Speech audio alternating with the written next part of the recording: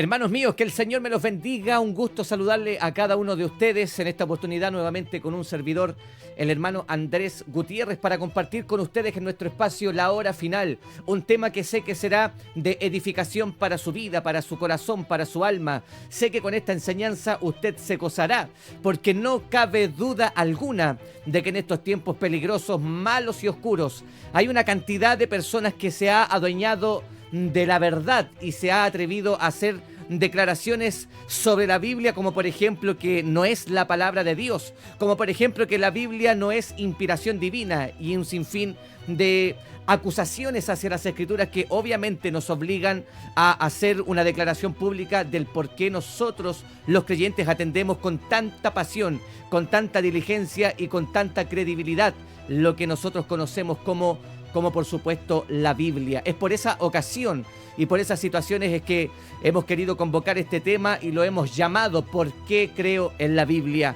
No se despegue, hermanos, de esta grabación, porque usted será bendecido, su corazón será fortalecido, será nutrido. Usted sentirá un deseo de leer la Biblia, porque esta, por supuesto, siempre tiene todas las respuestas que necesitan los seres humanos. No se despegue de esta grabación, acá en La Hora Final con un servidor, el hermano Andrés Gutiérrez. Ya estamos de regreso.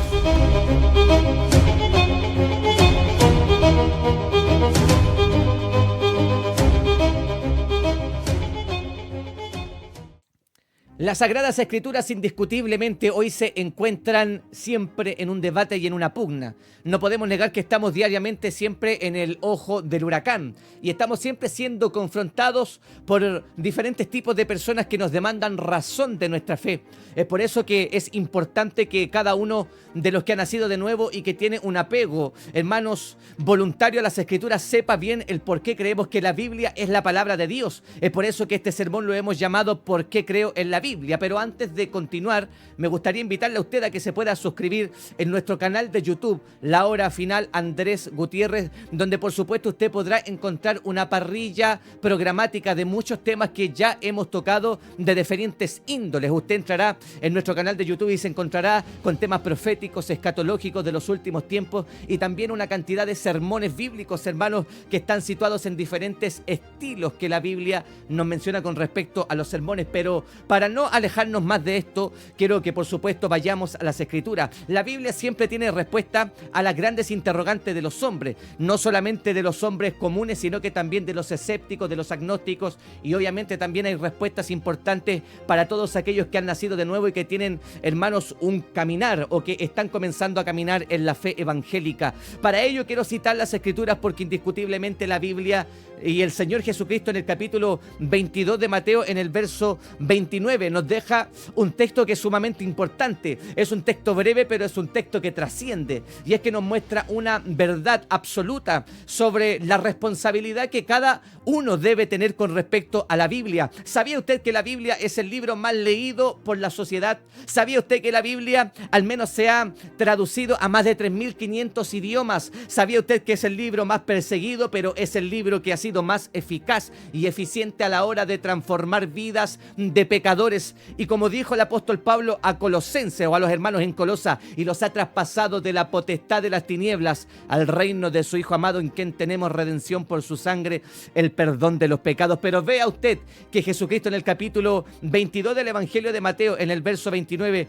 escribió esto: entonces respondiendo Jesús les dijo, erráis. Mire lo interesante y lo importante que era para el Señor este texto: ignorando las Escrituras y el poder de Dios. Mire, la primera mención que me gustaría, por supuesto, ascender sobre este tema es que el poder de Dios nunca va separado de las Escrituras. Alguien podría decir que la experiencia es algo que diariamente podríamos experimentar en nuestros cultos y en nuestra vida espiritual. Obvio que la experiencia, el carisma, el poder de Dios, el mover del Espíritu Santo sobre el creyente es importante, pero nada de lo que sucede en la experiencia puede estar fuera de las normas bíblicas. Es por eso que Jesús dijo: ignoráis las Escrituras y el poder de Dios. Pero este tema que hemos titulado ¿Por qué creo en la Biblia?, al menos me motiva a mencionar 8 evidencias de que las Escrituras, hermanos, son inspiradas por Dios. Las Escrituras son una verdad inerrante, que las Escrituras son una verdad, hermano, inmutable, que la verdad de Dios es una verdad universal. La primera evidencia que quiero compartir con ustedes es que la Biblia, por supuesto, tiene una unidad. Dentro de las 8, hermanos, evidencias del por qué la Biblia es la palabra de Dios, la primera que quiero compartir es que la Biblia es una unidad. La Biblia manifiesta unidad y armonía, a pesar de la diversidad de autores y de circunstancias. Las Escrituras nos llegan de 40 escritores que abarcan un periodo al menos de 1500 años. Considere usted, hermano y amigo, los tiempos, los antecedentes. Vea usted cómo es que se desarrolla el canon bíblico en diferentes circunstancias. Y no solo las circunstancias, sino que la calidad, la cualidad, el ejercicio de quienes escribían. Son 1500 años en donde se fue revelando la Biblia de manera progresiva. Pero en estos 1500 años nunca hay una transigencia en la unidad y en la armonía. Porque desde que Moisés comienza a escribir los primeros libros de la Biblia hasta el término de las Escrituras en el libro de Apocalipsis, no encontramos desarmonización en la Escritura, independiente de que él la haya escrito. Estas personas, hermanos, las escribieron inspiradas por el Espíritu Santo. Nada de lo que usted encuentre en la Biblia, nada de lo que usted encuentre en este libro está desarmonizado, hermanos, y está poco unido, hermanos, en el relato de la Biblia. Por supuesto que no. Desde que escribe Moisés hasta Juan hay una armonía extraordinaria. Cada vez, hermano, que nosotros hacemos análisis de los textos, de las menciones, y hacemos un análisis teológico de los libros, nos podemos dar cuenta de que siempre la trama va de alguna manera muy armónicamente y de manera muy unida. Moisés no, hermano, contradice los escritos del Nuevo Testamento, y los del Nuevo Testamento nunca tampoco contradicen los del Antiguo, porque en la Biblia hay una unidad maravillosa. Escribieron reyes, escribieron pastores, escribieron profetas, escribieron cantores, escribieron líderes, escribieron apóstoles, y también, hermanos, escribieron una cantidad de personajes que en su práctica personal ejercían oficios muy distintos. Pero la Biblia en 1500 años nos muestra unidad y, por supuesto, nos muestra armonía. Aún así, en conjunto, los escritos de estos autores inspirados nos brindan una historia unificada de la relación de Dios con la humanidad. Esta es una de las nobles causas del por qué yo, hermano, creo en la Biblia. ¿Por qué? Porque en contraste a todo esto, reconocemos las falsas enseñanzas porque entran en conflicto con la unidad de la Escritura. A diferencia de los demás libros, la unidad de la Biblia revela la inspiración, y además de eso es la huella de Dios desde principio hasta fin. La segunda evidencia, hermanos, que quiero compartir en este breve video es la relevancia. Fíjese usted que la Biblia es absolutamente relevante, no solo ahora, sino que desde que comenzó su inspiración. La Biblia ilumina la vida humana en cada generación y en cada nación. A través de la Biblia, la voz de Dios habla al alma de cada persona. A medida que las personas leen la Biblia, hermanos, la Biblia le escudriña el corazón. Es por eso que Hebreos 4:12 es uno de los pasajes maravillosos que el autor nos deja implícitamente en las Escrituras. Él lo dijo de manera textual. La Biblia lo cita de la siguiente manera: la palabra de Dios es más cortante que espada de doble filo, que penetra hasta partir el alma y el espíritu. Mire la trascendencia que tiene la Biblia. No solamente nos trae un cambio interno y externo, sino que va mucho más allá, trasciende mucho más hasta los tuétanos, hermanos, y hasta partir el alma y el espíritu. Vea usted que la Biblia es relevante porque obviamente nos ayuda a comprender la verdad de Dios, nos ayuda a encontrarnos con el Señor, nos ayuda a comprender cuál es la guía, nos ayuda a comprender cuál es el método. La Biblia es relevante y tiene una relevancia porque nos ayuda a comprender cuál es el plan de salvación que Dios tiene, no solo con mi vida, sino que con toda la humanidad. Aquí se destellan las grandes verdades, hermanos, que Dios ha encomendado al hombre, que lo debe amar, que lo debe servir, y que, hermanos, de alguna u otra manera siempre debe estar en una constante cercanía con la relevancia que hay en las Escrituras. ¿Por qué? Porque la Biblia, a medida que las personas la leen, hermanos, escudriñan el corazón. La palabra de Dios dirige al lector hacia arriba, lo dirige hacia el Creador, quien es el único que puede contestar nuestras preguntas. La Biblia transforma a quien acoge su mensaje. Mire qué interesante y qué importante es la segunda, hermanos, evidencia del por qué creo en la Biblia, su relevancia. No cabe duda que la Biblia es relevante para todos aquellos que queremos experimentar un cambio de la vieja criatura a la nueva criatura. La tercera evidencia, hermanos, es sumamente importante. Es que la Biblia tiene, hermano, en su evidencia moralidad. ¿Qué quiere decir usted con esto, hermano Andrés? ¿Cuál es la tercera evidencia? La moralidad. La Escritura nos llama a estándares de conducta que son más altos que de los hombres y las mujeres comunes.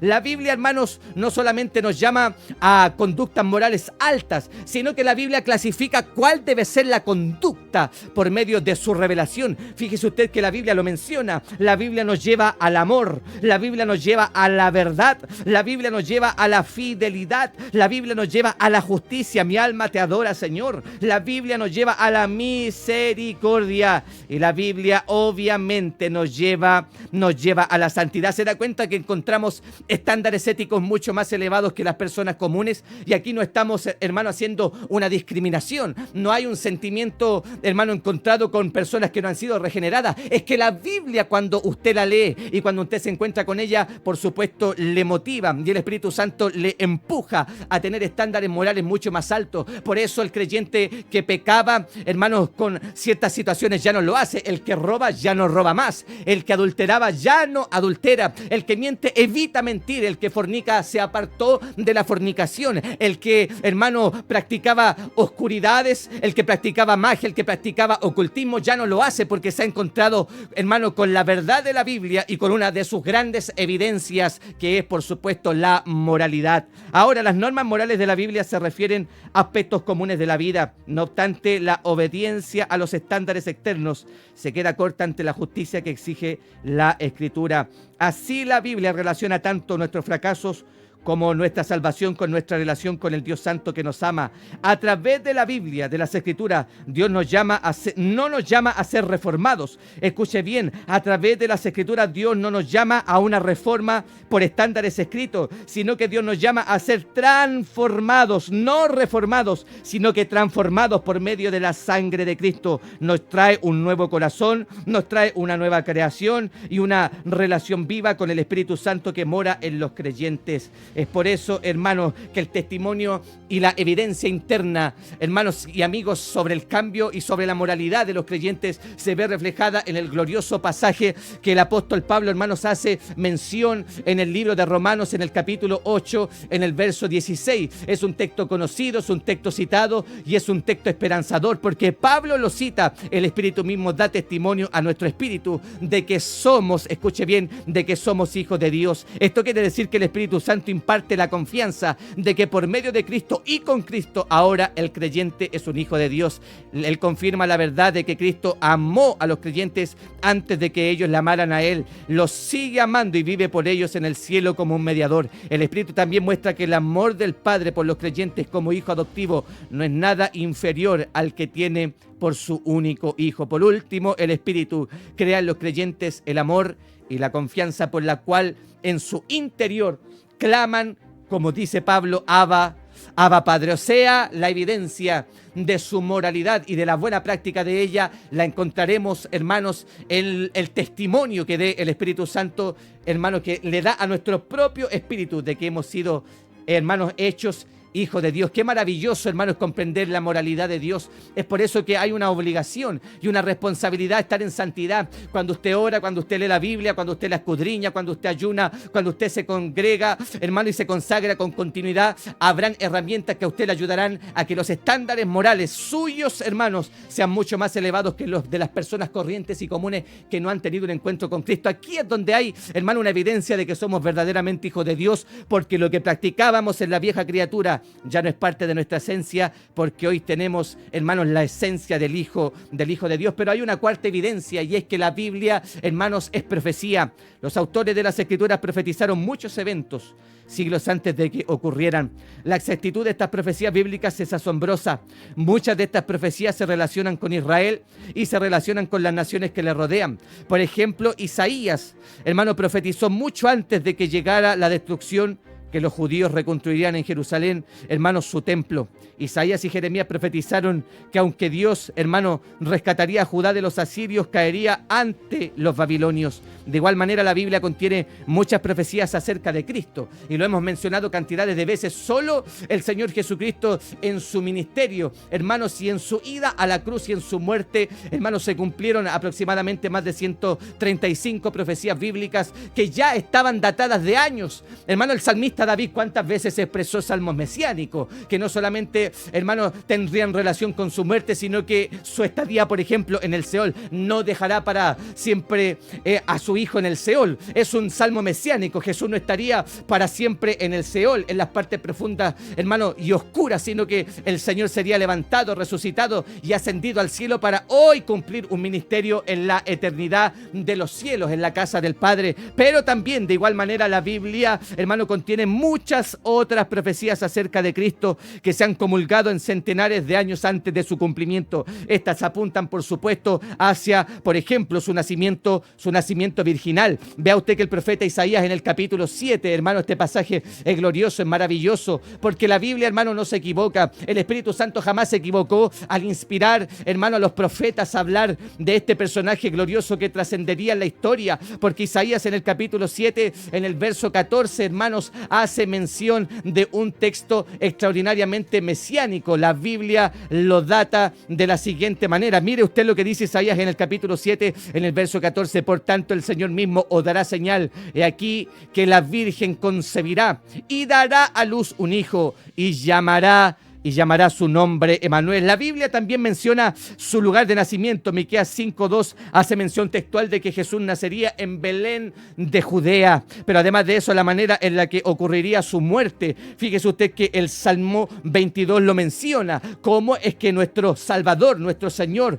nuestro Redentor, el Verbo hecho carne, el que habitó entre nosotros, en el capítulo 22 y en el verso 16 lo menciona: porque perros me han rodeado, me han cercado cuadrilla de malignos. Horadarán mis manos y también serán horadados sus pies. Se da cuenta que este contexto es totalmente mesiánico, profético. ¿Quién murió en la cruz del Calvario traspasado de pies y manos? Nada más y nada menos que la persona gloriosa de Jesús. Y es así como cantidades de eventualidades, hermanos, se profetizaron por medio, hermanos, del Espíritu Santo. Por eso la cuarta evidencia de esto es que la Biblia es profética. Escuche bien, las predicciones exactas de las Escrituras, dadas centenares de años antes de su cumplimiento, son una evidencia contundente de que el Dios omnisciente a lo largo de la historia reveló estas verdades a los escritores humanos. Pero la quinta evidencia del por qué creemos en la Biblia es que la Biblia tiene un contenido social. La influencia de la Biblia en las personas es una evidencia poderosa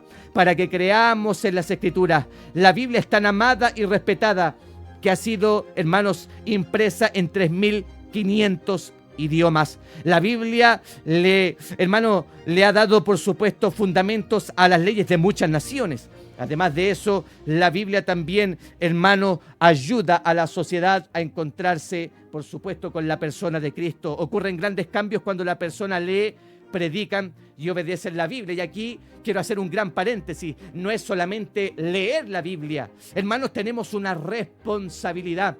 Y esa responsabilidad, hermanos, está en no solamente leer, sino que está en predicar y también está en practicar. Es por eso que hoy hay una debacle en la iglesia cristiana, porque tenemos muchos buenos predicadores, pero tenemos muy malos practicadores. Pero fíjese usted que los individuos, la familia, los grupos y las naciones testifican y reconocen su deuda con la Biblia, porque la luz que ha iluminado los caminos que han recorrido ha sido exclusivamente porque la Biblia ha traído luz. Donde quiera que las personas lean y obedezcan la Biblia, esta hace al mundo un mejor lugar para vivir y eleva la dignidad, escuche bien, de los hombres, la dignidad de las mujeres y la dignidad incluso de los niños. Es por eso que La quinta evidencia es que la Biblia tiene un contenido social. Cada vez que salimos a predicar a la calle y hacemos un evangelismo, hermano, en el poder del Espíritu, hay una repercusión en la sociedad. El profeta Isaías dijo que la palabra de Dios no vuelve al vacía, hermano, si no hace lo que ella quiere. O sea, hay un consuelo. Cada vez que predicamos la Biblia, hermanos, tarde o temprano estamos ejerciendo un efecto en las personas. Nosotros somos columna y somos baluarte de la verdad. La iglesia es la sal del mundo. Hermano, es la luz del mundo y es la sal de la tierra. O sea, cada vez que la iglesia sale a impartir la verdad, cada vez que la iglesia predica el mensaje, cada vez que la iglesia hace mención de los textos bíblicos y lo hace bajo el fuego, bajo la chispa, bajo la llama, bajo el poder, bajo la candela del Espíritu Santo, está provocando un bien en la sociedad. Porque un pecador que se arrepiente, por supuesto, trae mejores consecuencias a este mundo que está empedernido por el pecado. Pero la sexta evidencia del por qué creo en la Biblia es que la Biblia contiene, por supuesto, exactitud. La historia y la arqueología verifican que la Biblia es verdadera y confiable en lo que dice acerca de las personas, lugares, costumbres, eventos y ciencia. En ocasiones las personas han acusado a la Biblia de errores. Por ejemplo, escuche bien, algunos eruditos pensaban que no hubo escritura hasta después de los tiempos de Moisés, o sea, cerca de 1400 a 1500 años antes de Cristo. Pero la arqueología y la ciencia han probado que la escritura se remonta al año 3000 antes de Cristo. Discutir con los críticos de la Biblia es como pararse a la orilla del mar y discutir con las olas que llegan. Pero el tiempo prueba que todos los críticos de la Biblia están equivocados y que la evidencia obviamente es verdadera. Las personas cometen errores, pero Dios es perfecto. Su promesa para usted es que los que ponen su confianza en Él y su palabra nunca, escuche bien, todos los que ponen su confianza en Él jamás de los jamases serán avergonzados. Y mire lo que escribe Pablo en Romanos capítulo 10, verso 11. Esto es extraordinario, es notable. La Biblia siempre nos está ayudando, hermanos, a confirmar lo que estamos mencionando. Romanos 10, 11, mire lo que dice la Escritura. Pues la Escritura dice: todo aquel que en Él creyere no será avergonzado. ¿Cómo puedo creer en Dios? Usted sabe cómo puede creer en Dios cuando usted cree en la Biblia. Cada vez que usted cree en lo que está escrito aquí, usted, por supuesto, testifica de que la Biblia en su contenido tiene cantidades de evidencia que hacen ver que su mensaje es real. Una sondeable, hermano, y gloriosa evidencia es, por supuesto, la tumba que está en Jerusalén. Una persona apareció en el escenario de la tierra, nacido de mujer virgen, creció como un niño, desarrolló, hermanos, habilidades técnicas, era un carpintero, pero cuando comenzó su ministerio a los 30 años bajo la unción del Espíritu, este personaje glorioso, hermanos, llevó nuestros pecados sobre su cuerpo, fue a la cruz del Calvario, murió como el peor de los malhechores, horadado de pies y manos, traspasado en su costado por una lanza romana. Pero la evidencia extraordinaria de que la Biblia es la palabra de Dios es que estaba certificado por los profetas que su alma no quedaría en el Seol. Jesús apareció al tercer día, hermanos, vivo de entre los muertos, abandonando una tumba que no era de él, era de José de Arimatea. Y la evidencia más notable de que la Biblia es verdad es que estaba escrito que este personaje, hermanos, iría a la cruz, pagaría por los pecados de la humanidad, moriría en manos de Roma y del celo judío, pero después de esto estaría, hermanos, 3 días y 3 noches, como lo fue con Jonás en el vientre del pez gigante, y luego aparecería a los discípulos mostrando sus manos y sus pies y diciendo que él era el Mesías, gloria a Dios, que había resucitado. Hay una exactitud gloriosa, hermanos, porque la Biblia, por supuesto, tiene evidencia de que Jesús resucitó de entre los muertos. Si usted lo quiere comprobar, cómprese un pasaje, vaya a Jerusalén, visite Israel y se dará cuenta que la tumba de José de Arimatea no tiene un cadáver, porque el cuerpo de Cristo, hermanos, fue levantado por el poder de Dios y hoy día se encuentra en el cielo eterno intercediendo por nosotros. Eso es, por supuesto, exactitud.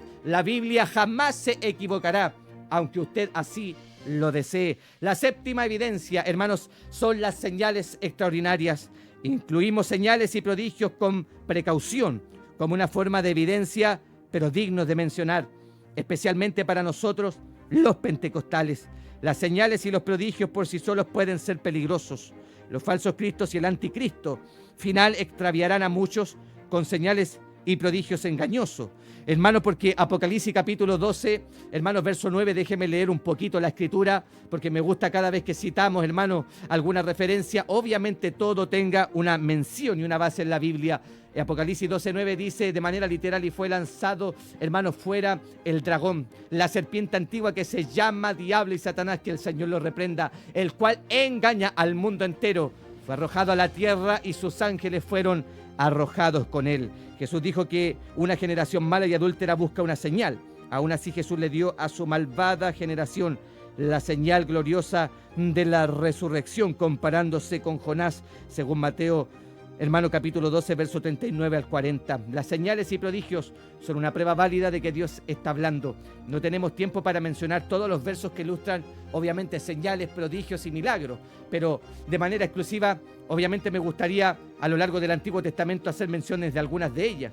Los profetas hicieron señales y prodigios para dar evidencia de que hablaban la palabra de Dios. En el Nuevo Testamento vemos señales y prodigios como evidencia de las palabras de Cristo con las palabras de Dios. Juan 10, 37 y 38 así lo menciona. Los milagros de Jesús acreditaron su mensaje, porque el capítulo 2, hermano, del libro de los Hechos, escuche bien, cuando se iniciaba, hermano, el mover de la iglesia y su institución celestial. En el capítulo 2, en el verso 22, la Biblia relata, hermanos, que, aleluya, los milagros de Jesús acreditaron ¿qué cosa? Acreditaron su mensaje. Varones israelitas, oíd estas palabras: Jesús Nazareno, varón aprobado por Dios entre vosotros, con las maravillas, escuche bien, con los prodigios, mi alma te adora, y con señales que Dios hizo entre vosotros por medio de él, como vosotros mismos sabéis. A este entregado por el determinado consejo y anticipado conocimiento de Dios prendisteis y matasteis por mano de inicuos, crucificándole. Hay una evidencia